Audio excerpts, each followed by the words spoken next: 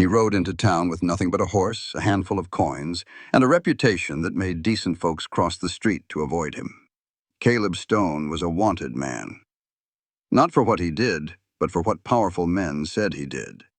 5 years running from a lie, 5 years alone. All he wanted was grain for his cattle.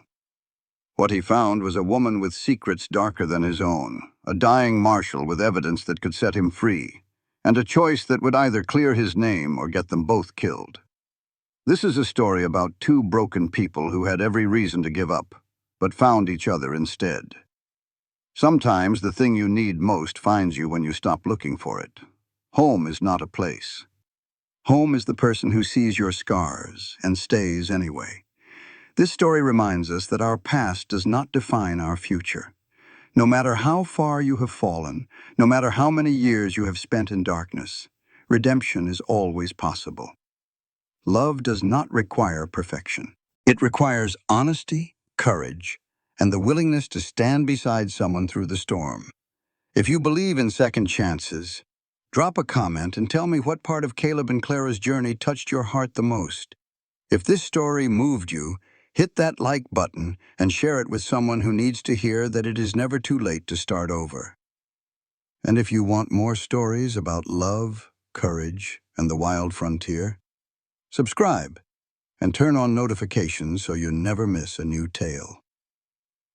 Now sit back, relax, and let me take you to Montana Territory, 1882, where one cowboy's search for grain became a fight for everything that matters. Caleb Stone had survived bullets. He had survived blades. He had survived 5 years of hell on earth. But when the red-haired woman looked up from her ledger and fixed him with whiskey-colored eyes, he knew he had just met something more dangerous than all of it combined. The autumn wind cut through Dry Creek, Montana Territory, carrying the scent of dust and dying grass. Caleb pulled his worn leather coat tighter as his horse picked its way down the main street. 15 buildings, 1 saloon, 1 general store, 1 church with a crooked steeple.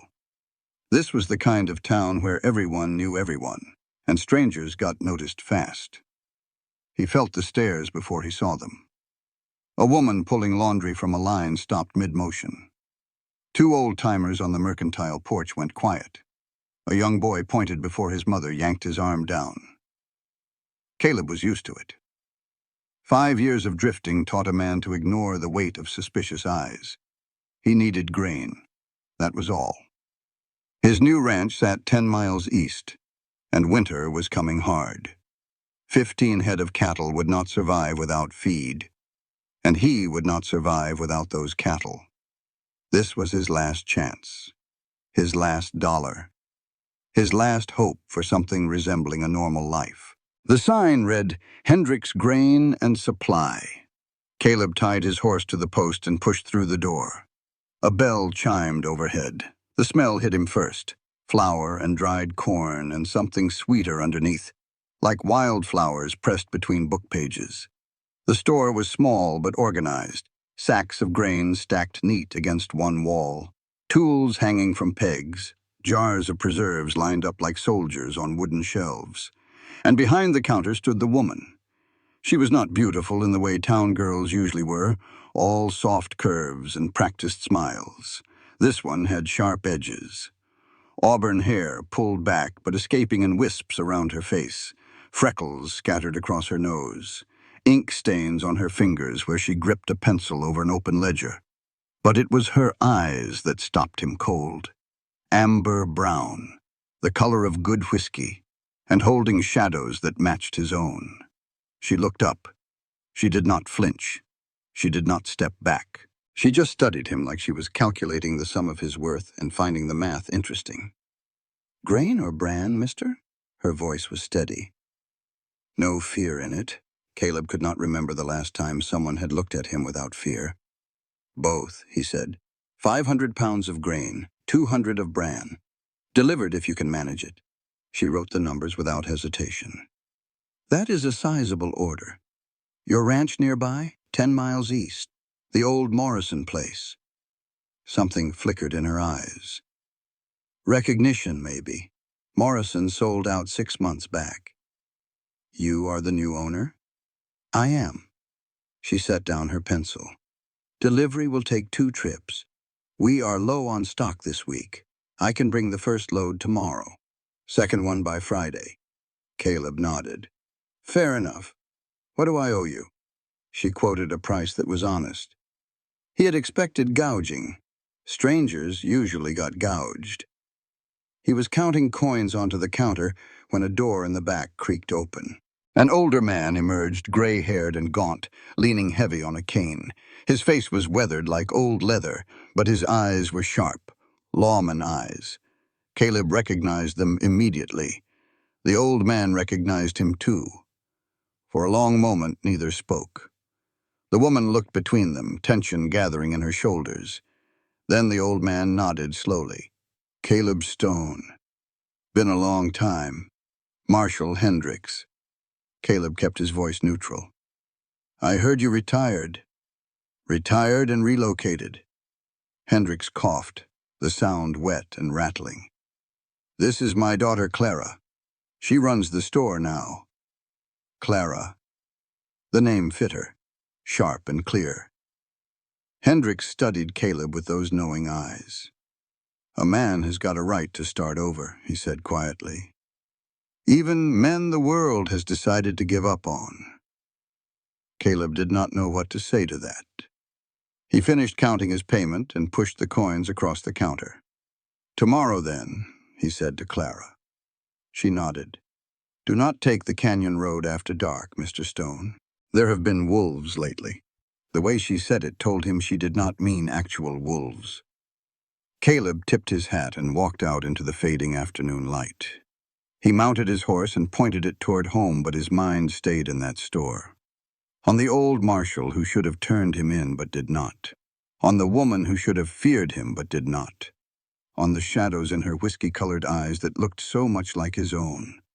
She was running from something, hiding from something, living under a name that might not be her own. Caleb knew the signs.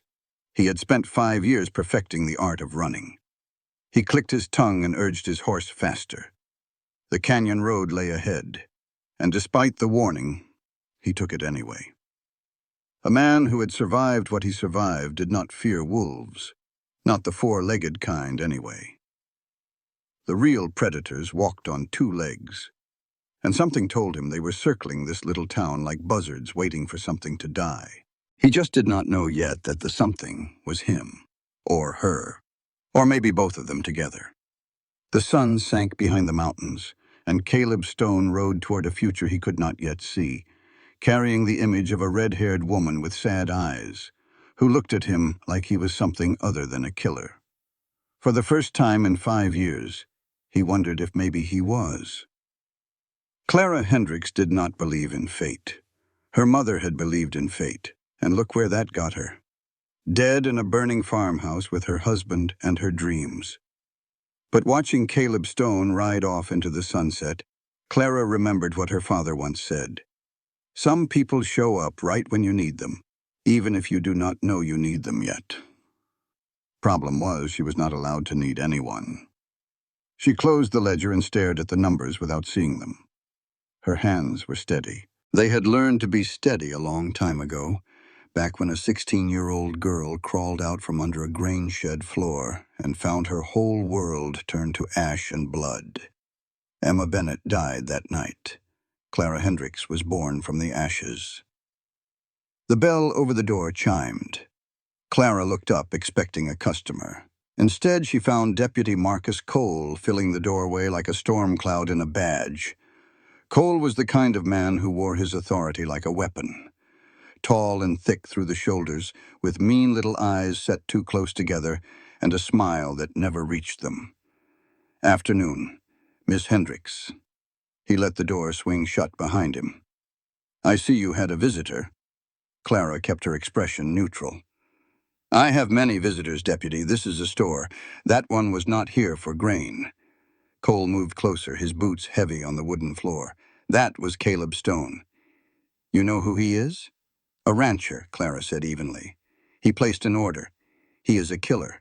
Cole leaned against the counter, close enough that she could smell the whiskey on his breath.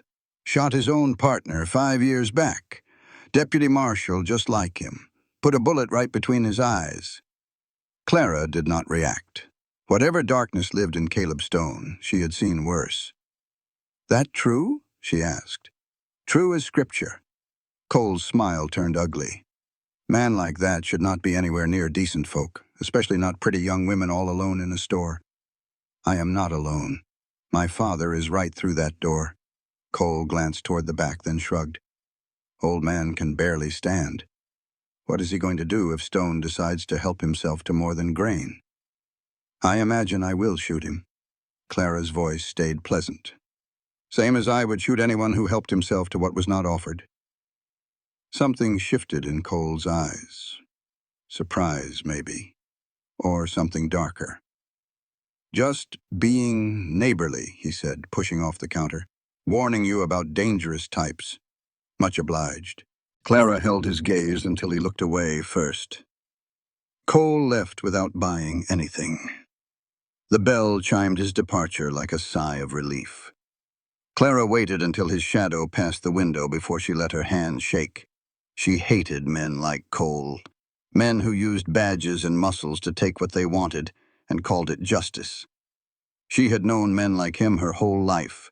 Some of them had worn no badges at all, just guns and greed and the Dalton name branded on their cruelty. The back door opened. Her father stood there, leaning on his cane, his face gray with pain, and something else. Worry. "I heard," he said quietly. "He is harmless. Just likes to throw his weight around." Cole is not harmless. Hendricks shuffled to his chair behind the counter, lowering himself with a grunt. "He is bought and paid for, has been since before we got here." Clara felt cold spread through her chest. Bought by who? Does it matter? Her father's eyes found hers. "Trouble is coming to this town, Clara. I can smell it the way I used to smell a storm rolling in off the plains. And now Caleb Stone is here, stirring up old ghosts. You knew him. From before. I knew of him. Good man. Good lawman. Got caught in something ugly and paid the price." Her father paused, considering his next words carefully. "The men he crossed, they are still out there. Still dangerous. Still looking for loose ends to tie off." Clara's blood went cold. Loose ends, like witnesses to murders they thought no one survived? Her father did not answer. He did not have to. "Get some rest," Clara said. "I will close up."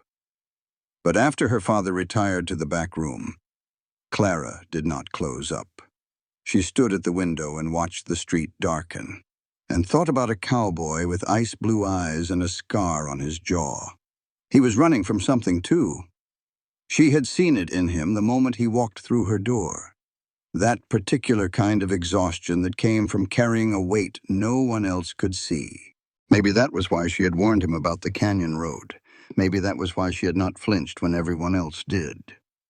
Maybe recognizing a kindred spirit was its own kind of fate. Clara shook her head at her own foolishness. She could not afford kindred spirits. She could not afford connections of any kind. The moment she let someone in, she put them in danger. And she had already lost everyone she loved once. She would not survive losing them again. The bullet came out of nowhere. Caleb was halfway across his north pasture, mending fence posts that should have been mended years ago, when the crack of a rifle split the morning air. He hit the dirt before his brain finished processing the sound, instincts honed by years of lawman work taking over while his conscious mind caught up. A second shot kicked up dust 3 feet to his left. Caleb rolled behind the nearest fence post, which offered about as much cover as a prayer, and drew his pistol. His eyes scanned the tree line 200 yards north. There, a glint of metal in the morning sun. He fired back, not expecting to hit anything at this distance, just letting whoever was up there know he was not helpless. The rifle went silent. Caleb waited, counting his heartbeats, letting the silence stretch. 5 minutes. 10. Nothing moved in the trees. Finally, he rose to a crouch and worked his way back toward the cabin, keeping low, using every scrap of cover the land offered. By the time he reached the barn, his shirt was soaked with sweat despite the cold. Inside the cabin, he checked his rifle, loaded a saddlebag with ammunition, and tried to think. Someone had just tried to kill him, or scare him. Either way, the message was clear. He was not welcome here. The question was who sent the message and why. By noon, Caleb had his answer. He rode the perimeter of his property and found one of his cattle shot dead near the creek. A note was pinned to the carcass with a knife. "This land ain't for killers. Leave or die." Caleb stared at the words for a long time. Then he pulled the knife free, pocketed the note, and headed for town. The saloon was called the Lucky Strike, which was either optimistic or ironic, depending on your perspective. Caleb pushed through the bat-wing doors and let his eyes adjust to the dim interior. A dozen faces turned toward him. Most looked away quick. A few held his gaze with the kind of defiance that came from whiskey or stupidity or both. Caleb walked to the bar and ordered a beer. The bartender, a round-faced man with suspicious eyes, took his money without comment. For an hour, Caleb nursed his drink and listened. Frontier saloons were better than newspapers for gathering information. Men talked when they drank, and they talked loudest about the things that scared them most. What he heard painted an ugly picture. Small ranchers all over the territory were getting squeezed. Cattle gone missing, barns burning, wells poisoned, and always the same offer afterward: sell your land cheap or watch everything you built turn to ash. The name behind the offers was never spoken directly, but Caleb heard it whispered in the spaces between words. The boss from Wilson Creek, the man buying up the whole territory, the man nobody crossed twice. Dalton. Caleb's grip tightened on his glass. He knew that name. Knew it the way a man knows the name of the devil who ruined his life. Silas Dalton, leader of the gang that had corrupted Tom Wells. The reason Caleb spent 5 years running from a murder charge that should never have stuck. If Dalton was operating in this territory, then the shooting this morning was not random. It was strategic, and Caleb was not just an inconvenient new rancher. He was a loose end. The bat-wing doors swung open. Deputy Cole walked in like he owned the place, which maybe he did.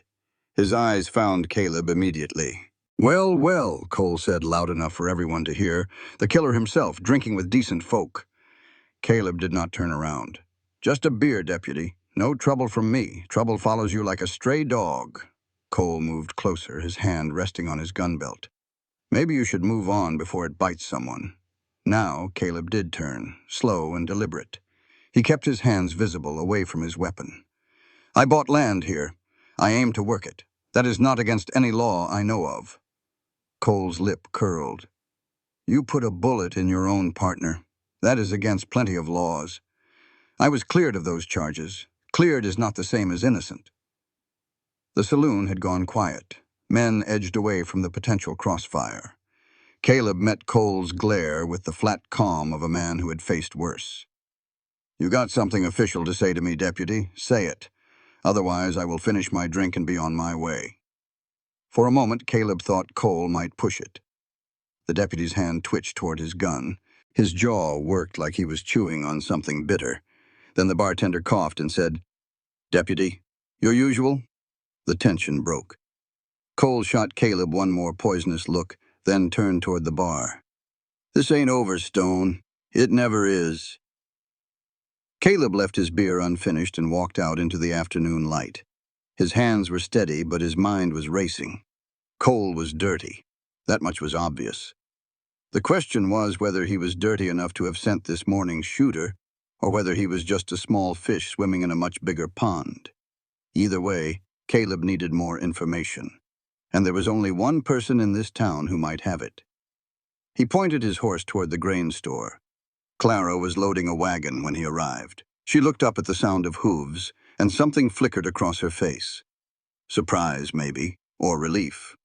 Hard to tell with her. "Mr. Stone, you are early. I was not planning to deliver until tomorrow. I am not here about grain." Caleb dismounted and tied off his horse. "I need to talk to your father." Clara's expression closed off. "He is resting. It is important. He is sick. Whatever you need to say can wait. Someone shot at me this morning. Caleb watched her reaction carefully. Killed one of my cattle and left a note telling me to leave or die. Clara went very still. Her hands stopped moving on the grain sacks. Her eyes met his, and in them he saw not surprise but recognition. She had seen this before. Maybe not this exact scenario, but this pattern, this threat. "Come inside," she said quietly. Marshal Hendricks was not in bed. He sat in a worn armchair by the stove, a blanket across his knees and a book open in his lap. He looked up when they entered, and his lawman eyes catalogued everything: Caleb's tension, Clara's fear. "Tell me," Hendricks said. Caleb told him. The shooting, the dead cattle, the note, the whispers in the saloon about land grabs and the boss from Wilson Creek. When he finished, Hendricks was silent for a long moment. Then he closed his book and set it aside. "Silas Dalton," he said. "You know him. I have been tracking him for 20 years. Hendricks coughed, the sound wet and rattling. "Never could pin anything on him that would stick. Man covers his tracks like a wolf covers its kills. He is the one who framed me." Caleb heard the anger in his own voice and did not try to hide it. "Got Tom Wells to turn against me and then set me up to take the fall when Wells threatened to talk. I know." Hendricks met his eyes steadily. "I knew Tom Wells was dirty before you ever drew on him. But I could not prove it, and by the time I had enough evidence, you were already running." Caleb felt the world tilt beneath him. "You knew I was innocent?" "I suspected, which is not the same as knowing, and suspicion does not hold up in court." Hendricks shook his head slowly. "I am sorry, son. I should have done more." Clara stood in the doorway, arms wrapped around herself like she was cold. "Father," she said, "tell him the rest." Hendricks looked at his daughter for a long moment. Something passed between them, some silent argument that Caleb could not follow. Then Hendricks sighed. "Close the door, Clara. What I'm about to say does not leave this room." Clara closed the door, but she did not come closer. She stayed pressed against the wall, as far from both men as she could get while still being in the room. Hendricks turned back to Caleb. "You asked how I knew Tom Wells was dirty. The answer is that I had a witness. Someone who saw the Dalton gang in operation and lived to tell about it. Someone who could identify Dalton himself as the man who ordered murders." "Who?" Hendricks looked at his daughter. "Her name was Emma Bennett. She was 16 years old when the Daltons killed her family and burned their ranch to steal the land. She survived by hiding under the floorboards of the grain shed while her parents bled out above her." Caleb felt ice crawl down his spine. He turned toward Clara. She met his gaze without flinching. Her whiskey-colored eyes were wet, but her voice was steady. "I watched my mother die," she said. "I saw the man who did it. I remember his face like it was yesterday. And I have spent 10 years hiding from him because I knew if he ever found out I was alive, he would not stop until I was dead too." The silence that followed was absolute. Then Caleb said, "You can clear my name." Clara nodded. "I can identify Tom Wells as one of Dalton's men. I saw him at my family's ranch 2 days before the attack. He was scouting the land for his boss. 10 years. Caleb ran a hand over his face. 10 years I have been running from a lie, and the truth was out there the whole time. I did not know about you until tonight." Clara's voice cracked slightly. "Father never told me there was someone else caught in Dalton's web. I thought I was the only one." "You were children," Hendricks cut in. "Both of you, in different ways. I kept you apart because I thought it was safer. Dalton was looking for loose ends, and putting the two of you together would have made his job easier." Caleb wanted to be angry. Part of him was angry. But looking at Clara, at the fear she had carried for a decade, he could not find it in himself to blame her. She was as much a victim as he was, maybe more. "What happens now?" he asked. Hendricks started to answer, but a coughing fit took him. It went on for a long time, harsh and wet, and when it finally stopped, there was blood on his handkerchief. Clara rushed to his side. "Father, I am fine." Hendricks waved her off, but his face was gray. "I am dying, is what I am. Got maybe a month, maybe less. Long enough to see this through if we move fast." "See what through?" "Taking down Silas Dalton." Hendricks pulled a folded envelope from inside his shirt.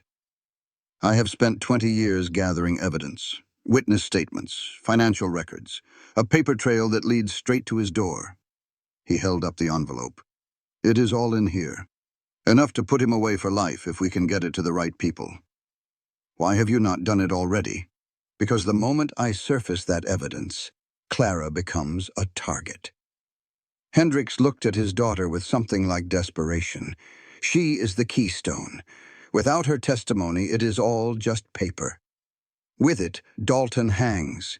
He knows that as well as I do. The second he learns she is alive, he will move heaven and earth to silence her. And now he is here. Caleb understood suddenly. That is why the attacks on ranchers, why the land grabs. He is expanding his territory, and this town is in his path. Clara is in his path. Clara had gone pale. She stood beside her father's chair with her hands clenched at her sides, and her eyes fixed on something only she could see. "I will not let him hurt anyone else," she said quietly. "Not for my sake. Not anymore." Clara. "Father, I have spent 10 years running. 10 years hiding. 10 years watching you build a life around protecting me, while your health failed and your friends died and everything you loved turned to ash." She shook her head. "I am done. If Dalton wants to find me, let him find me. At least this time I will be ready." Caleb stepped forward. "You will not face him alone." Clara looked at him. In her eyes, he saw something shift. Trust, maybe. Or just the exhaustion of carrying a burden too heavy for one person. "I have been alone for 10 years, Mr. Stone." "Caleb, and you are not alone anymore." Outside, the sun was setting. Through the window, Caleb watched the sky turn red and thought about fate and coincidence and the strange paths that brought people together. He had come to this town for grain. He had found something else entirely. The next 3 weeks passed in a strange rhythm of work and waiting. Caleb spent his days at the ranch, mending fences and tending cattle, and keeping one eye always on the horizon. The shooter did not return. The threats did not repeat. But the silence felt wrong, like the stillness before a thunderstorm. He spent his evenings in town, helping Clara with the heavier work at the store while Hendricks grew weaker by the day. They did not speak much about what they had learned. Some truths were too large for ordinary conversation. Instead, they worked side by side and let the silence say what words could not. Clara was stronger than she looked. She lifted grain sacks that would have strained most men. She handled horses with quiet confidence. She met every challenge with the same steady determination that had kept her alive for a decade. And sometimes, when she thought no one was watching, Caleb saw the fear beneath the strength, the way her eyes tracked every stranger who walked through the door, the way her hand drifted toward the rifle she kept beneath the counter. She was living on borrowed time, and she knew it. On a Thursday evening, Caleb arrived to find the store dark. The closed sign hung in the window, but the door was unlocked. "Clara," he called into the shadows, "back here." He found her in the storeroom, sitting on a crate with her face in her hands. In the dim light, he could see the wet tracks of tears on her cheeks. He stopped in the doorway. "Should I go?" She shook her head. "Stay, please." Caleb sat on the crate across from her. He did not try to touch her or comfort her. He had learned that some people needed space to grieve, and Clara was one of them. Finally, she looked up. "My father had a bad night. The doctor came this morning. He says we are down to weeks now, not months. I'm sorry." Clara wiped her eyes with the back of her hand. "I have been preparing for this for years, watching him get weaker, counting the days, I thought I was ready. She laughed, a bitter sound. Turns out you can never be ready to lose your father. He raised you? Since I was 16. Clara's voice steadied as she talked. He found me 3 days after the attack. I had been hiding in the woods, eating berries, trying to figure out where to go. He was tracking the Daltons and stumbled across me instead. He took you in. He gave me a name, a history, a whole new life. Clara looked at her hands. I was not Clara Hendricks before him. I was just a scared girl with blood on her dress and nightmares that would not stop. Caleb understood something then, something important. That is why you did not flinch. When I walked into your store, everyone else sees a killer. You saw a survivor. Clara met his eyes. Takes one to know one. The silence stretched between them, but it was not uncomfortable. It was the silence of two people who understood each other without needing explanations. Can I ask you something? Clara said finally. Anything. What really happened with Tom Wells? Caleb had not talked about it in 5 years, not to anyone. But sitting here in the darkness with this woman who had shown him her own wounds, he found the words coming easier than he expected. We were partners for 2 years. Good years, I thought. We rode together, watched each other's backs, did the work that needed doing. I trusted him with my life. He paused, remembering. Then I started noticing things. Information leaking, outlaws always one step ahead. I told myself I was imagining it, but I started paying closer attention. You caught him. I followed him one night, found him meeting with a man I recognized as a Dalton associate. They were exchanging money and documents. I did not hear what they said, but I did not need to. The proof was in the act. What did you do? What I should not have done. I confronted him alone. Caleb's voice went hard. Told him I knew what he was and gave him a chance to turn himself in. Thought he might take it. We were partners after all. He did not take it. He drew on me. Caleb could still feel the moment frozen in time. The surprise on Tom's face. The certainty in his own hand as he pulled the trigger. I was faster. He was dead before he hit the ground. But they charged you anyway. Dalton made sure of it. Witnesses disappeared. Evidence got lost. By the time the dust settled, I was the corrupt deputy who killed his partner to cover his own crimes. Clara was quiet for a long moment. Then she reached across the space between them and took his hand. Her fingers were calloused from work, rough against his skin, but the touch was gentle, careful, like she was handling something fragile. I can fix it, she said. When the time comes, I will tell them what I saw, who Tom really was, what Dalton did to both of us. Caleb turned his hand over and laced his fingers through hers. It felt natural. Right. That puts you in danger. I have been in danger for 10 years. At least this time it will be for something that matters. They sat like that for a long time, hands linked, breathing in sync. Outside, the wind picked up, rattling the windows and moaning through the gaps in the walls. Finally, Clara spoke again. You should go. If anyone sees you here after dark, the gossip will fly. Let it fly. She smiled, small but real. You do not mean that. No, he admitted. I probably do not. But neither of them moved. It was Clara who finally broke the connection, pulling her hand back and standing up. Same time tomorrow? Would not miss it. Caleb rode home through the darkness with her touch still warm on his skin. The stars wheeled overhead, indifferent to the small dramas of humans below, and he thought about fate and chance and the strange mathematics of loss. He had lost 5 years to a lie. She had lost everything to a truth. And somehow, impossibly, they had found each other in the wreckage. The cabin was cold when he got back. He lit a fire and sat watching the flames and thinking about Clara Hendricks. Emma Bennett. Whoever she really was, beneath all the names and masks. She was brave. Braver than anyone he had ever met. Not the loud kind of bravery that drew attention, but the quiet kind that kept going even when hope ran out. He wanted to protect her. The urge was so strong it almost hurt. But she was not the kind of woman who wanted protection. She was the kind who stood on her own 2 feet and faced her demons head on. All he could do was stand beside her when the time came, and pray it would be enough. The weeks that followed were the best of Caleb's life since the badge came off his chest. He worked the ranch by day, building it into something worth having. He spent evenings at the store, helping Clara, and watching over Hendricks as the old man faded. He learned the rhythms of the town, which people could be trusted, and which could not. Jacob Walker turned out to be an ally. The neighboring rancher had no love for the Daltons and even less for the corrupt deputy who did their bidding. He shared information when he had it and offered help when Caleb needed it.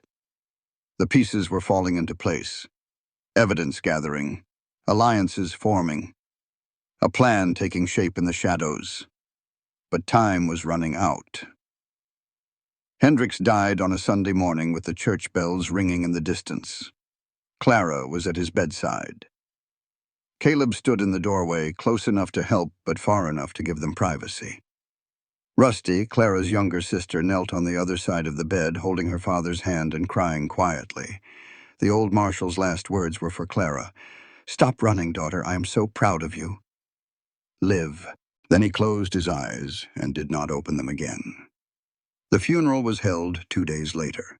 Half the town turned out to pay respects.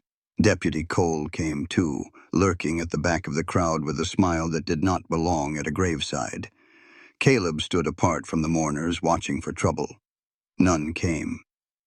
But the way Cole's eyes tracked Clara made Caleb's hand itch for his gun. After the service, Clara found him by the church wall. Her eyes were red but dry. Her voice was steady. "He left me everything.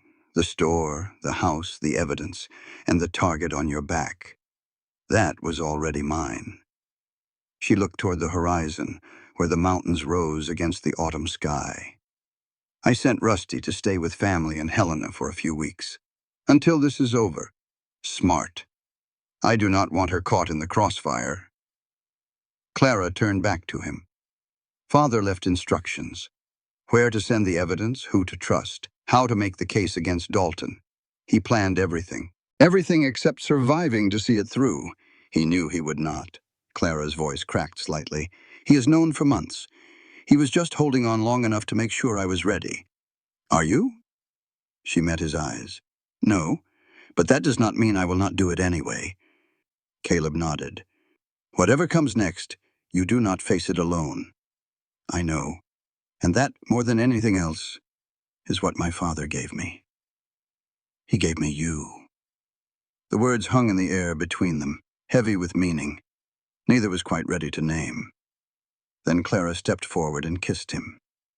It was not a gentle kiss. It was fierce and desperate and tasted like tears. It was the kiss of someone who had spent 10 years building walls and had finally found something worth tearing them down for. When they broke apart, her eyes were bright. "I am not sorry," she said. "Neither am I." "Good." She stepped back, smoothing her dress with hands that trembled slightly. "Now come on, we have work to do." The following evening, Caleb made his usual visit to the store. But this time, Clara was not alone. A stranger sat in Hendricks's old chair by the stove, well-dressed, silver-haired, with a kind of polished smile that never quite reached his eyes. Caleb's hand moved toward his gun before he even thought about it. Clara caught his eye and gave a small shake of her head. "Mr. Stone, allow me to introduce Mr. William Price. He represents some investors interested in property in the area." Price. Not Dalton. But the name meant nothing. Men like Dalton never did their own dirty work. "Mr. Stone." Price stood and offered his hand. "I have heard a great deal about you." Caleb did not take it. "Have you? You are the talk of the territory. A man with your reputation settling down in a quiet town like this?" He smiled, that oily smile. "Makes people curious." "Curious about what?" "About your intentions, your connections, your plans for the future." Caleb felt the threat beneath the polite words. "My plans are my business." "Of course."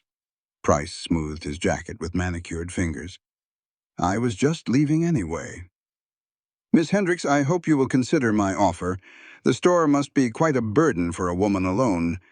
I am not alone, Clara said coolly. No. Price's eyes flicked to Caleb. I can see that. He left without another word. The bell chimed behind him like a warning. That was one of Dalton's men, Caleb said. I know. Clara moved to the window, watching Price walk down the street toward the saloon. He offered to buy the store. Triple what it is worth. And you said no. I said I would think about it. She turned back to him. He will be back, and when he returns, he will not be offering money. Caleb nodded.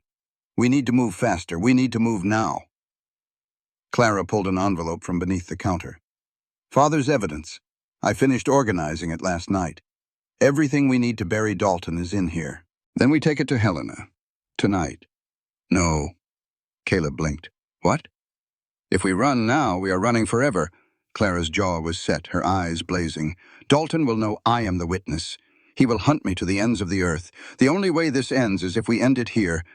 That is suicide. No. It is justice. She held up the envelope. This is not just evidence against Dalton. It is evidence against the whole network. Deputies he has bought, judges he has corrupted. If we can get this to the federal marshal in Helena, they will have to act. And if Dalton kills us before we get there, then we die trying. But at least we die fighting.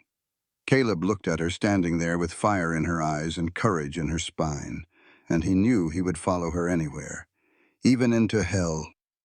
All right, he said, we fight. The attack came 3 days later. Caleb was riding back from Walker's ranch when he spotted the smoke, a thick black column rising from the direction of his property, staining the afternoon sky.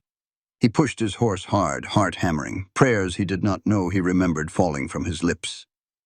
The barn was already gone by the time he arrived, just a skeleton of charred timbers collapsing into ash. His cattle milled in the far pasture, spooked but alive. The cabin stood untouched. A warning, then, not an execution. He found the note nailed to his front door. Last chance, Stone. Leave now, or watch everything burn. This time there was no signature. But at the bottom of the page, someone had drawn a small symbol. A snake eating its own tail. The Dalton brand. Caleb tore down the note and rode straight for town. He found Clara closing up the store. Her face went pale when she saw his expression. What happened? They burned my barn. Caleb showed her the note. This is escalating. Clara read the words twice, then set the paper down with careful precision. They are trying to separate us. Divide and conquer. It is working. Every day I spend here is a day I am not protecting my land. Every day you spend alone is a day they can move against you. Then we stop being apart. Caleb stared at her. What are you suggesting? I am suggesting that I close the store and come stay at your ranch. She held up a hand before he could object. Not like that. Rusty will be back from Helena tomorrow. She can come too. 3 people are harder to ambush than 1. Clara, if they know you are at my place. They already know we are connected. Everyone in town knows it. She gestured at the note. That symbol, the snake. My father showed it to me years ago. It is how Dalton marks his targets. Both of us already have it hanging over our heads. So we make a stand together. We make a stand together, Caleb wanted to argue. Every instinct screamed that he should send her somewhere safe, anywhere safe, away from the danger he had drawn to his door. But Clara was not wrong. Running would only delay the inevitable, and together they were stronger than apart. All right, he said. Pack what you need. They left within the hour. Clara drove the wagon loaded with supplies, and the evidence against Dalton hidden beneath false floorboards. Rusty rode beside her, chattering nervously about the adventure. Caleb flanked them on horseback, rifle across his saddle, eyes scanning every shadow and tree line for threats. The ride took 2 hours. Nothing came at them from the darkness, but Caleb did not relax until the ranch house lights were glowing ahead. The next few days settled into a routine. Clara took over the kitchen with the efficiency of someone who had run a household before. Rusty helped where she could, though she was more suited to talk than work. Caleb split his time between ranch chores and guard duty, sleeping in shifts, always alert. They ate together by lamplight and talked about everything except the danger circling closer each day. Clara told him about her childhood. Before, the ranch where she grew up, her mother's laugh, her father's hands always gentle with animals and children, the life that ended in blood and fire. Caleb told her about his, a hardscrabble farm in Texas, a mother who died when he was 12, a father who drank himself into the grave 3 years later, the badge that gave him purpose, and the betrayal that took it away. They shared their wounds and found they fit together like puzzle pieces. His jagged edges matched her broken places. Two damaged people who somehow made each other whole. On the fourth night, Rusty went to bed early, complaining of a headache. Caleb and Clara sat on the porch watching stars emerge from the darkening sky. "Tell me something good," Clara said. "Something that has nothing to do with Dalton or danger or death." Caleb thought about it. "When I was a boy, maybe 9 or 10, I found an injured hawk in our barn. Wing was broken. Everyone said I should kill it, put it out of its misery, but I could not. So I hid it in a box and fed it scraps and splinted the wing with sticks and twine. Did it live? It lived. Took 3 months, but one day I came out and found it sitting on the barn roof watching me. Just sat there for a long minute, like it was saying goodbye. Then it flew away and never came back." Clara smiled. "You saved it. I gave it a chance. It saved itself." She was quiet for a moment. Then she said, "That is what you are doing for me, is it not? Giving me a chance." Caleb turned to look at her. Moonlight painted her face in silver and shadow. "I am not saving you, Clara. You were never something that needed saving. I am just standing beside you while you save yourself." Her eyes glistened. "Nobody has ever stood beside me before. Then everyone else was a fool." She leaned toward him. He leaned toward her. And when their lips met this time, it was not fierce or desperate. It was soft, tender. The kiss of two people who had finally found somewhere safe to land. "I love you," Clara whispered against his mouth. "I love you too." The words were new between them, but they felt as old as the mountains on the horizon, as inevitable as the sunrise. The peace lasted 4 more days. On the 5th morning, Caleb woke to find Rusty's bed empty. He searched the cabin, the barn, the pastures. Nothing. "Clara," he said quietly when she emerged from the bedroom. "Rusty is gone." The color drained from her face. "Gone where?" "I do not know. Her bed was not slept in. She must have left sometime during the night." They found the note an hour later, tucked beneath a rock by the water pump. The handwriting was rough, hurried, like someone had written it in the dark. "Sister, I saw men watching the ranch last night. I thought if I went to town for help, they would follow me and leave you alone. Do not worry. Do not. I will be fine." That was all. Clara stared at the words with horror dawning in her eyes. She went toward danger, alone, to protect us. She does not know what she is walking into. We have to find her. They saddled the horses in record time. Caleb grabbed every weapon he could carry. Clara strapped a pistol to her hip with the grim efficiency of someone who had handled guns before. The ride to town took too long. Every minute felt like an hour. Every shadow held threat. They reached Dry Creek just as the sun was climbing above the mountains. The town was quiet. Too quiet. Storefronts closed. Streets empty. Even the saloon showed no signs of life. "Something is wrong," Clara murmured. "Stay close." They found Jacob Walker's horse tied outside the church. Walker himself was inside, along with a handful of other townspeople. They looked up when Caleb and Clara entered, and the fear on their faces told Caleb everything he needed to know. Stone. Walker rose from a pew. "Thank God you are here. What happened?" "They have your sister-in-law, a man. Came riding in at dawn with 20 riders behind him. Said his name was Silas Dalton and he had business to settle." Clara grabbed Caleb's arm. Her grip was iron. "Where is Rusty?" He took her. Walker swallowed hard, said he would trade her for something, for someone. He left instructions at the saloon. The walk from the church to the saloon took less than a minute. It felt like crossing a desert. Deputy Cole sat at the bar, a drink in front of him and a smirk on his face. He did not even flinch when Caleb walked in with murder in his eyes. "Stone, Miss Hendricks." He raised his glass in mock salute. "The boss has been wanting to meet you. Where is Rusty?" "Safe, for now." Cole set down his glass. But that could change real quick depending on how cooperative her sister decides to be. Clara stepped forward. "What does he want?" "You know what he wants. He wants the witness who saw him kill the Bennett family 10 years ago. He wants the evidence your daddy collected, and he wants Caleb Stone dead. Take me to him." Cole laughed. "Just like that? No negotiation? My sister is innocent." Clara's voice did not waver. "Let her go and I will come willingly." "Clara, no." Caleb grabbed her arm. She turned to face him. Her eyes were calm, certain. "This is what he has always wanted. Me. The witness. The loose end. If I give him that, maybe he lets Rusty go. Maybe he lets you go. He will kill you, probably. But at least this way it means something." She reached up and touched his face. Her hand was warm against his cheek. "I love you," she said. "I need you to remember that, no matter what happens next." Then she turned and walked out the door with Cole at her heels, leaving Caleb standing alone in an empty saloon with his heart crumbling to dust. Caleb did not fall apart. He wanted to. Every fiber of his being screamed for him to charge after Clara, guns blazing, and damn the consequences. But that would get her killed.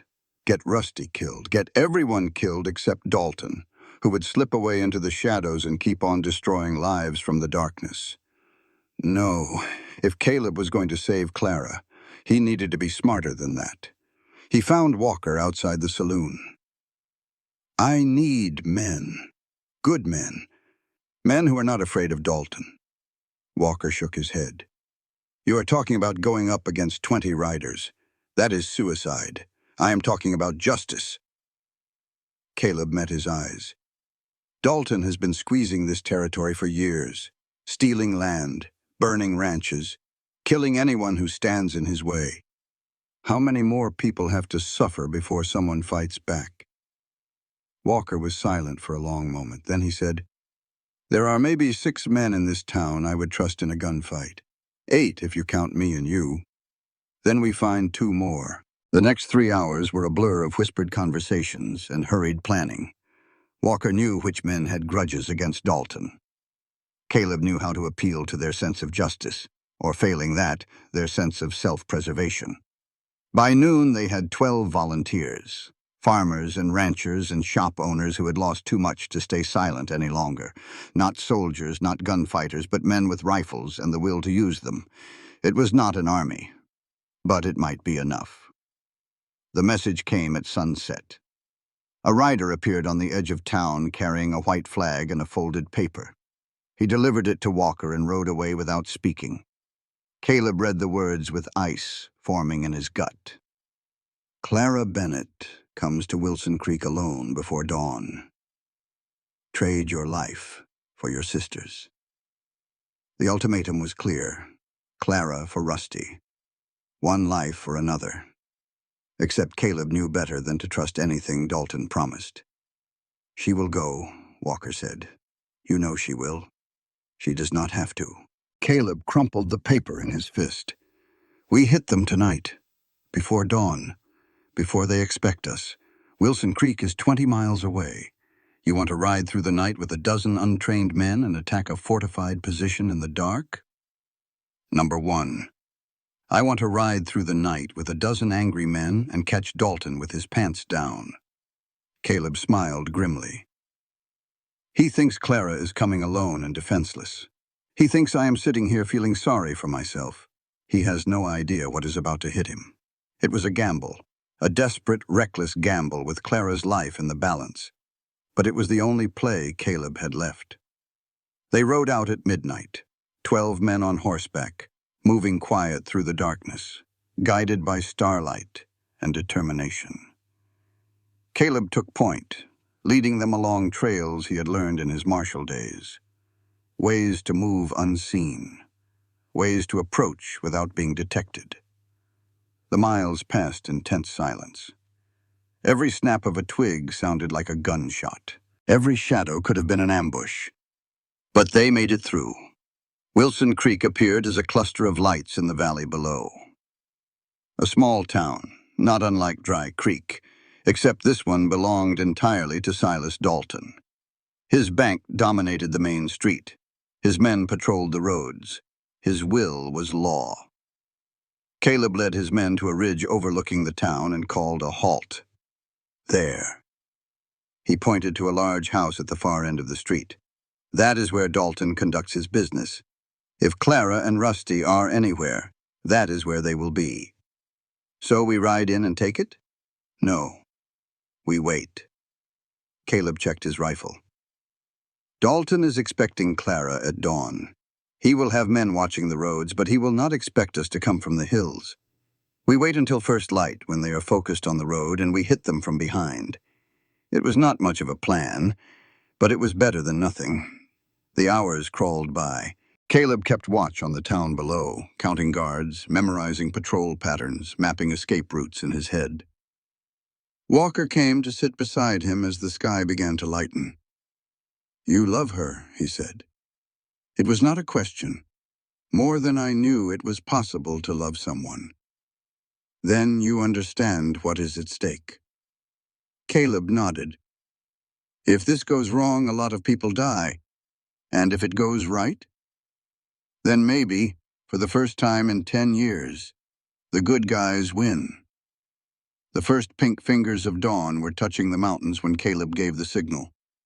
They moved down from the ridge in a silent line, horses picking their way through the scrub brush. The town was just waking up. Smoke rose from chimneys. Dogs barked in the distance. The guards were looking the wrong way. East, toward the road where Clara was supposed to appear. Not west, where 12 armed men were closing in. Caleb reached the edge of town without being spotted. He could see Dalton's house clearly now. 2 stories, white painted with a wide porch and windows covered by heavy curtains. 2 guards at the front door. 2 more patrolling the yard, maybe more inside. He signaled his men to spread out. Surround the building, wait for his move. Then he walked straight up the front path like he owned the place. The guards saw him when he was 20 yards away. They raised their rifles and shouted a challenge. "Hold it right there. Who the hell are you?" "Caleb Stone." He kept walking. "I am here to see Silas Dalton." "Stone." One guard elbowed the other. "That is the one they are waiting for." "Guess I am early." They hesitated. Their orders were to watch for Clara Bennett, not Caleb Stone. They did not know what to do with a variable that did not fit the plan. That hesitation cost them everything. Caleb drew and fired in one smooth motion. The first guard went down with a bullet in his shoulder. The second dove for cover, giving Caleb the seconds he needed to reach the porch. Gunfire erupted from all directions as Walker's men opened up. Guards who had been lounging in the yard suddenly found themselves in a crossfire. Some ran for cover. Others tried to fight back. None of them lasted long. Caleb kicked in the front door. The inside of the house was dark and smoky and filled with confusion. Men ran past him toward the gunfire outside. Someone shouted orders that no one followed. He found the stairs and took them 2 at a time. On the second floor, a door flew open and Deputy Cole stepped out, pistol raised. "Stone. I should have known. Where is she?" Cole smiled his oily smile. "Which one? The redhead or the little sister?" "Both. That is going to cost you." Cole raised his gun. Caleb was faster. The shot caught Cole in the chest. He staggered backward, surprise on his face, and collapsed against the wall. Caleb stepped over him and kept moving. The last door at the end of the hall was locked. He kicked it once, twice, 3 times. The wood splintered and gave way. Inside, he found them.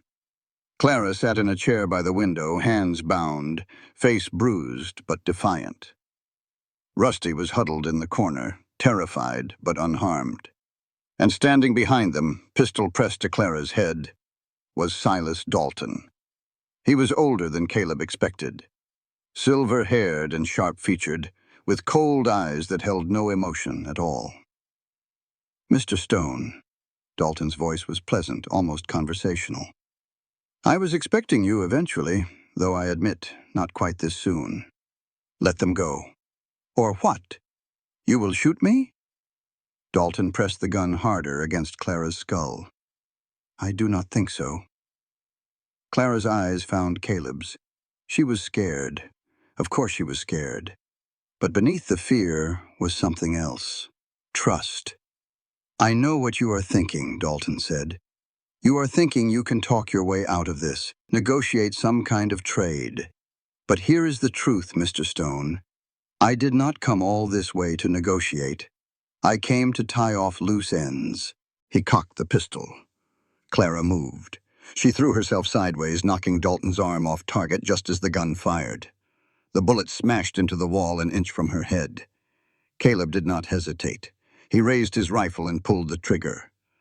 The shot took Dalton in the shoulder, spinning him around and sending the pistol clattering to the floor. Dalton screamed and grabbed at the wound, blood pouring between his fingers.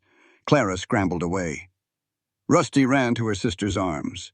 Caleb walked across the room and stood over Dalton where he had fallen. The old man looked up at him with hatred in his eyes. "Do it then. Finish it." Caleb wanted to. God, he wanted to. This man had destroyed his life, murdered Clara's family, spread poison across the entire territory. But killing an unarmed man was murder, and Caleb Stone had spent 5 years being called a murderer. He was not going to earn that name now. "No," he said, "you are going to stand trial. You are going to face a judge and a jury, and the whole world is going to know exactly what you are. And then you are going to hang." He turned to Clara and Rusty. "Let us go home." The ride back to Dry Creek took most of the day. They moved slow, the wounded and the weary mixed together, Dalton secured in a wagon with guards on all sides. The territory marshal from Helena met them halfway, having received Walker's message about the assault. Marshal Thomas was a hard-bitten man in his 50s who had spent 30 years cleaning up frontier messes. He took one look at Dalton, one look at the evidence Clara handed over, and nodded grimly. "I have been waiting a long time for this," he said. "A lot of good people have been waiting." "What happens now?" Clara asked. "Now we do things proper." Thomas signaled his deputies to take custody of Dalton. Trial in Helena, territorial judge, all the evidence presented in open court. "He will try to buy his way out," Caleb warned. "He can try. But I have seen what is in those documents." Thomas met Caleb's eyes. "He is not buying his way out of this." Dalton was loaded into an armored prison wagon for transport to the territorial prison in Deer Lodge to await trial. As the wagon rolled past, the old man locked eyes with Caleb through the barred window. "This is not over, Stone." Caleb did not bother responding. Some men were not worth the breath. The trial took 6 weeks. Caleb and Clara both testified. So did a dozen other witnesses, men and women whose lives Dalton had destroyed. The evidence was overwhelming. Financial records tracing bribes to judges and lawmen across the territory. Testimony placing Dalton at the scene of murders he had ordered. And Clara finally using her real name again, identifying him as the man who killed her parents. The jury deliberated for less than an hour, guilty on all counts. The sentence was death by hanging to be carried out at the territorial prison. Caleb watched them lead Dalton away and felt something loosen in his chest. A knot that had been tied there for 5 years, slowly coming undone. It was over. Really and truly over. Clara found him outside the courthouse, standing in the winter sunshine with his face turned toward the sky. "How does it feel?" she asked. "Strange. Empty." He looked at her. "For so long, this was all I thought about. Proving my innocence, getting justice. Now that it is done, I do not know what to do with myself." She took his hand. "I might have some ideas." Back in Dry Creek, life slowly returned to normal. Clara reopened the store, which the townspeople welcomed with relief. Rusty went back to her routines, though she clung a little closer to her sister than before. Walker and the other men who had ridden with Caleb became local heroes, their bravery growing with each retelling. And Caleb went back to his ranch. The barn was rebuilt within a month, neighbors coming from miles around to help raise the new frame. The cattle were fat and healthy heading into winter. The land, which had felt like a desperate gamble when he bought it, now felt like home. But something was missing. He realized what it was on a cold December evening, sitting alone by his fire with the wind howling outside. He missed Clara, not just her company, though he missed that too. He missed the way she laughed at his terrible jokes, the way she argued with him about politics and cattle prices and whether pork or beef made better stew, the way she looked at him like he was worth something. He missed having someone to come home to. The next morning, Caleb rode into town. He found Clara in the store, stacking canned goods with the focused attention of someone trying very hard not to think about something else. "We need to talk," he said. She set down a can of peaches and turned to face him. Her expression was guarded. "Careful. About what? About us. About what happens next." Clara was quiet for a moment. Then she said, "I have been wondering the same thing. Come back to the ranch." The words came out before Caleb could second-guess them. "Not for a visit. For good. You and Rusty both. We can run the store from there or sell it or whatever you want. I do not care about the store. I care about you. Caleb, I know it is fast. I know we have only known each other a few months. But I have spent 5 years with nothing but time. And I know what matters. You matter. Being with you matters. The rest is just details." Clara's eyes were bright. "Are you proposing to me in the middle of my store?" "I am proposing wherever you will let me." Caleb took her hands. "Clara Hendricks, Emma Bennett, whatever name you want to use. Will you marry me?" The silence stretched. Outside, a dog barked. Inside, the only sound was the ticking of the clock on the wall. Then Clara smiled. Yes, they were married on Christmas Eve. The ceremony was small. Just family and close friends gathered in the Dry Creek Church with candles glowing and snow falling outside the windows. Walker served as Caleb's best man. Rusty stood beside her sister, crying happy tears. The Reverend spoke words about love and commitment and the joining of 2 lives into one. Caleb barely heard them. He was too busy looking at Clara, radiant in a simple white dress that had belonged to her mother, thinking about how strange and wonderful fate could be.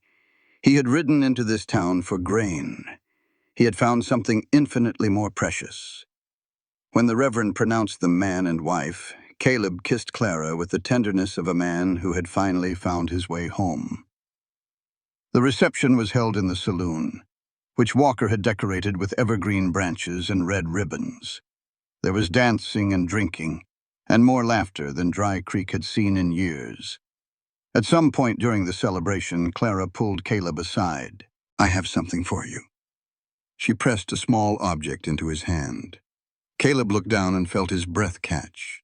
His old deputy badge, tarnished and worn, but unmistakable. "Where did you get this?" "Father kept it. After the trial, after they cleared your name, the territorial marshal sent your belongings back." Father held on to them, waiting for the right time. She looked up at him with those whiskey-colored eyes. "I thought you might want it back." Caleb turned the badge over in his fingers. 5 years ago, this piece of metal had represented everything he lost. Now, holding it again, he realized it was not the badge that mattered. It was the man who wore it. "I am not the same person I was," he said slowly. "No," Clara agreed. "You are better." He slipped the badge into his pocket, not to wear again, but to remember, to honor the man he had been and the man he had become. Happy, he realized with sudden clarity. He was happy. It was a strange feeling after so long without it, but he thought he would get used to it. The first month of marriage was a time of adjustment. Clara and Rusty moved into the ranch house, which suddenly felt much smaller with 3 people and their accumulated belongings.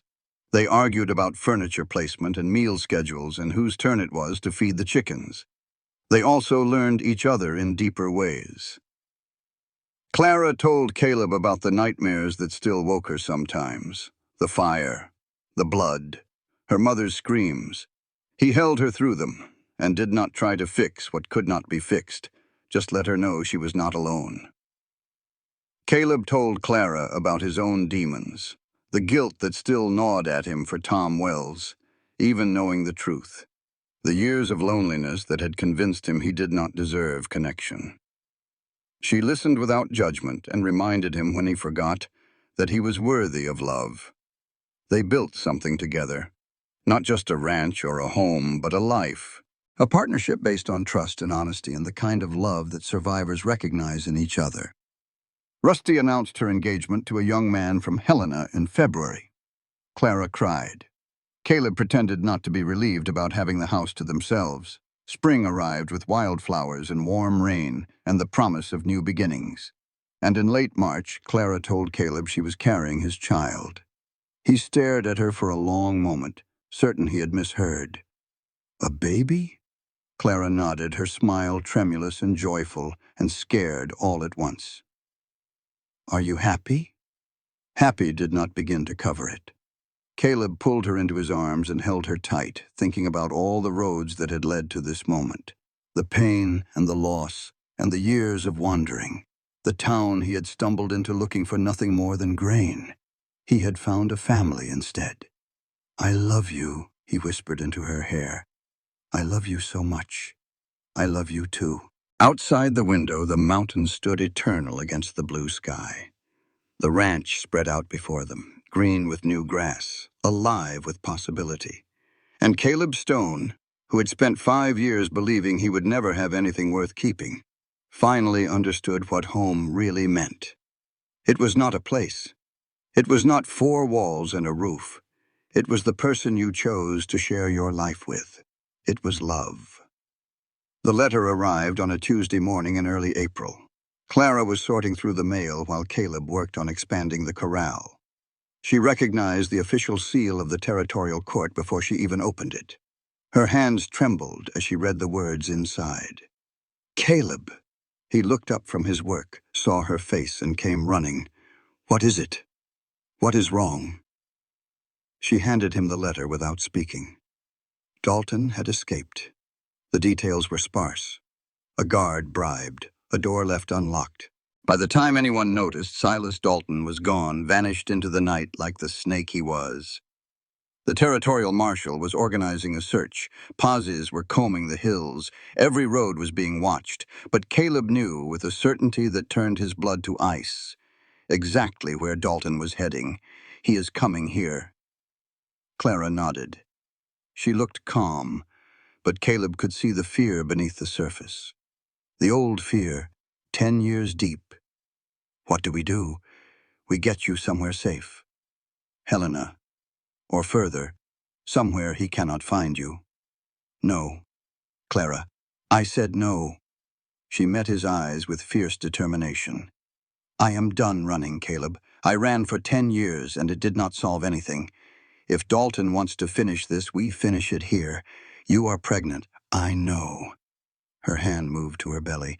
And I will not raise my child in fear. I will not spend the rest of my life looking over my shoulder, wondering when the monster is going to appear. It ends now, one way or another, Caleb wanted to argue. Every protective instinct screamed at him to put her on a horse and send her as far away as possible. But he knew that stubborn set to her jaw. He knew that Clara Hendricks, Emma Bennett, whatever name she carried, was not a woman who backed down. All right, he said. Then we prepare. The next 3 days were a frenzy of activity. Walker came with his best men, turning the ranch into a fortress. Windows were reinforced. Firing positions were established. A relay system was set up with neighboring ranches to spread warnings. Clara practiced shooting until her aim was as good as any of theirs. She refused to be a liability, refused to be the helpless damsel waiting to be rescued. And every night, Caleb lay awake beside her, listening to the darkness, waiting for the storm to break. It broke on the 4th day. The rider appeared at dusk, silhouetted against the setting sun. He came alone, hands raised, white cloth tied to his rifle barrel. Caleb met him at the property line with his own rifle raised. "State your business." The rider was young, barely more than a boy, with frightened eyes and a voice that shook. "Mr. Dalton sent me. He has a message. I am listening. He says he does not want a war.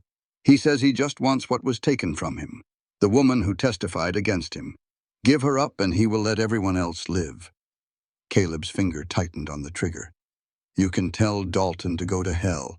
He said you would say that." The boy swallowed hard. "He also said to tell you he has 30 men, more than you have, more than you can fight. He says if the woman does not come to him by dawn, he will burn everything you have built and kill everyone you care about, just like he did to the Bennetts 10 years ago." The message delivered, the boy turned his horse and rode away. Walker appeared at Caleb's shoulder. "What do? We get ready to fight. Against 30 men? Against however many he brings." Caleb turned to face his friend. "You do not have to stay. None of you do. This is my fight, not yours." Walker shook his head. "Like hell it is. Dalton has been poisoning this territory for 20 years. Every man here has lost something to him. Family, land, friends. We stay. Then we make it count." The night passed slowly. Clara sat with Caleb on the porch, wrapped in a blanket against the cold, watching the stars wheel overhead. "Tell me about the future," she said quietly. "What?" "Tell me what it will be like after tomorrow, when this is over." Caleb thought about it. "The baby will be born in the fall. A boy, I think, with your eyes and my stubbornness. We will teach him to ride before he can walk. He will grow up on this land, knowing he is safe, knowing he is loved. What else? We will expand the ranch, add more cattle, maybe build a bigger house once we need the room. Your sister will visit with her children, and we will have the biggest Christmas dinners in the territory." Clara smiled. "That sounds perfect." "It will be." He pulled her closer. "I promise." Dawn came gray and cold. Caleb stood in front of his cabin with his rifle in his hands, watching the tree line for movement. Behind him, 14 men crouched behind barriers in firing positions, ready for whatever came. Clara was inside with 2 guards. She had wanted to fight alongside them. But Caleb had convinced her to stay back. Not because she was weak, but because she was carrying their future. If this went wrong, at least she might have a chance to run. The first rider emerged from the trees at full light. Then another, and another, and another. They came in a line, spreading out to encircle the ranch. 28 men in total. At their head rode Silas Dalton, pale and thin from his weeks on the run, but with the same cold eyes Caleb remembered from Wilson Creek. "Stone," Dalton's voice carried across the distance. "I was hoping you would see reason. I see reason just fine. And reason says you belong at the end of a rope." Dalton smiled.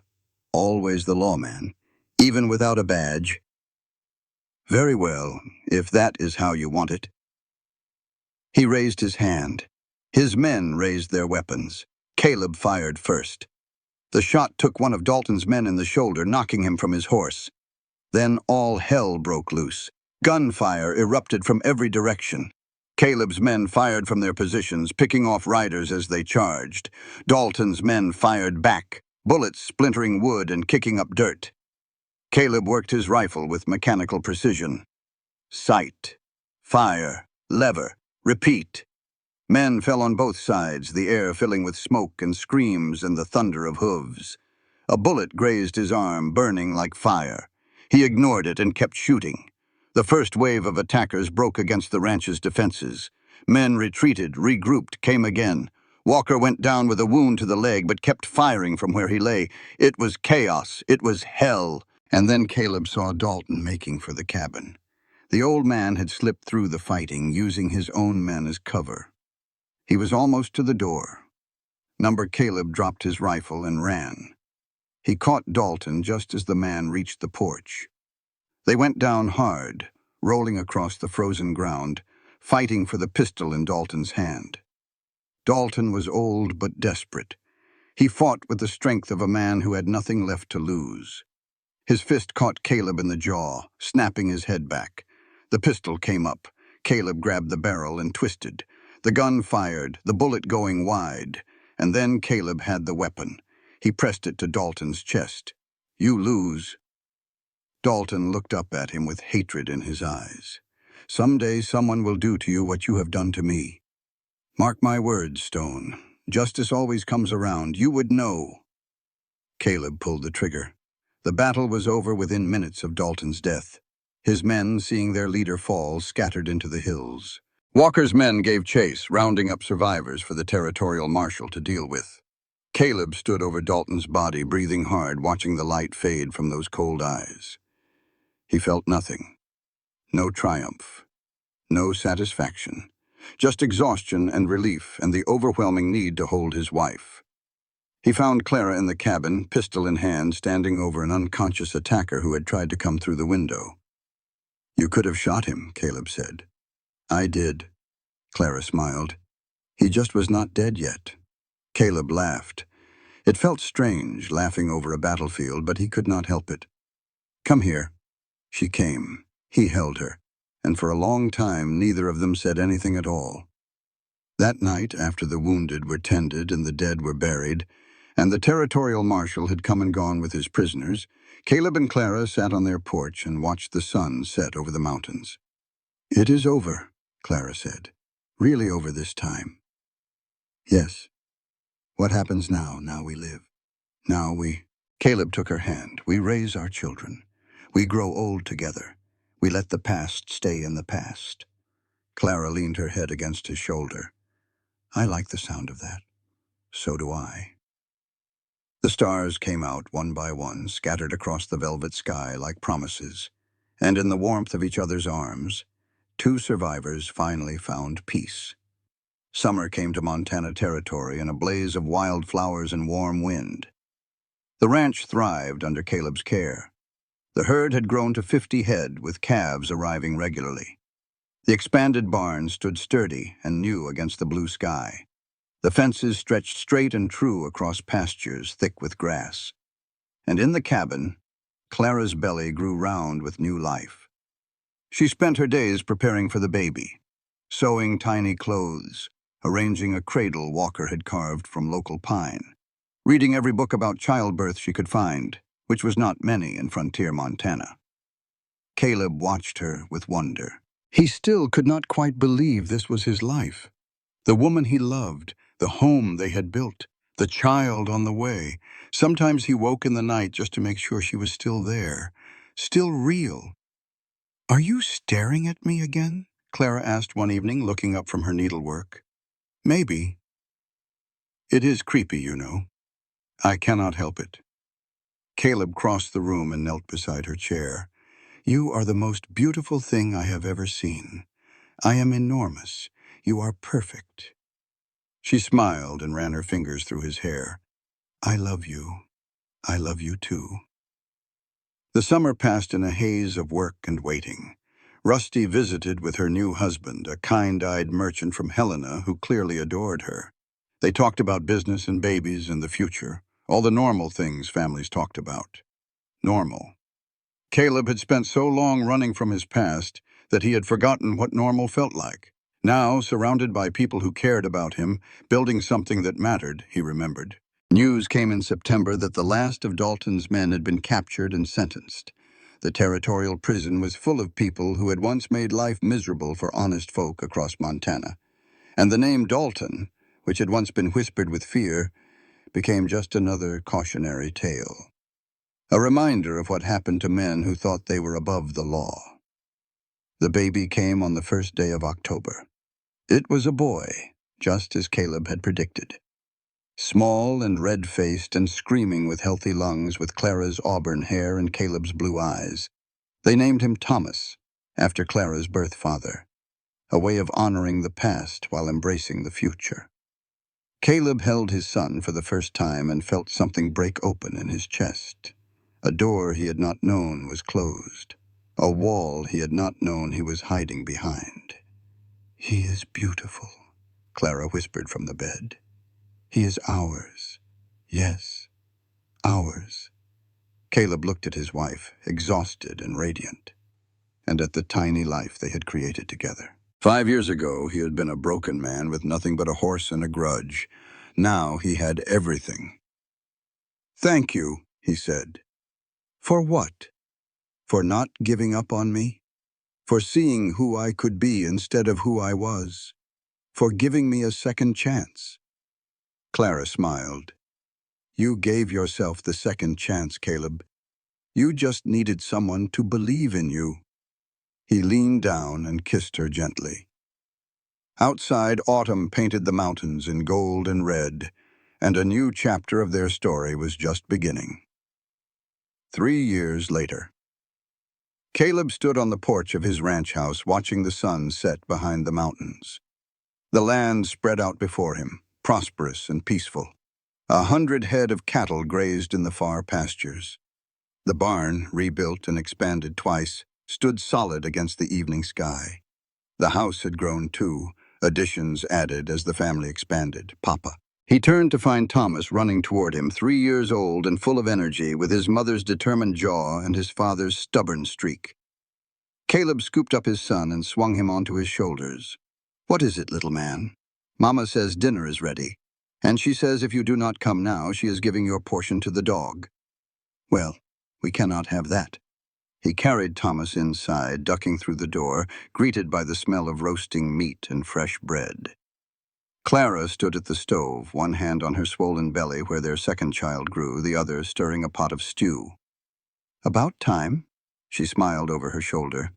"I was starting to think you had run off." "Never." Caleb set Thomas down and crossed to his wife. He wrapped his arms around her from behind and pressed a kiss to her neck. "How are you feeling?" "Fat and tired and happy." Clara leaned back against him. "How are you?" "Same. Minus the fat part." She laughed and turned in his arms. "I love you, Caleb Stone." "I love you too, Clara Stone." They stood like that for a moment, holding each other while their son played on the floor and the fire crackled in the hearth. "Tell me a story, Papa." Thomas appeared at their legs, tugging on Caleb's pants. "What kind of story? The one about the cowboy and the lady with red hair?" Caleb looked at Clara. She smiled and nodded. He scooped up his son and carried him to the rocking chair by the fire. Clara settled into the chair beside them, her hand finding his. "Once upon a time," Caleb began, "there was a cowboy who had lost everything. His name, his honor, his place in the world. He wandered for a long time, looking for something he could not name. Until one day, he rode into a small town to buy grain for his cattle." "What did he find?" Thomas asked, though he had heard the story 100 times. "He found a woman with red hair and whiskey-colored eyes. A woman who was brave and strong and beautiful. A woman who had her own secrets and her own pain. And even though they barely knew each other, they recognized something in each other, something broken that fit together. And then what happened? They fought some bad men, they faced some hard times, but they never gave up on each other, and eventually they built a life together, a ranch, a family, a home." Caleb looked at Clara. Her eyes were wet. "And they lived happily ever after," Thomas finished. "Right, Papa?" "Right, little man, happily ever after." Outside, the stars came out one by one, scattered across the Montana sky. The same stars that had watched over Caleb on his lonely nights of wandering. The same stars that had witnessed his darkest hours. Now they watched over his family, his home, his happiness. He had ridden into town for grain. He had found something infinitely more precious. Home was not a place. Home was Clara, warm beside him. Home was Thomas, sleepy in his arms. Home was the child yet to be born, waiting to join them. Home was love. And Caleb Stone, who had spent so long believing he would never deserve it, had finally found his way.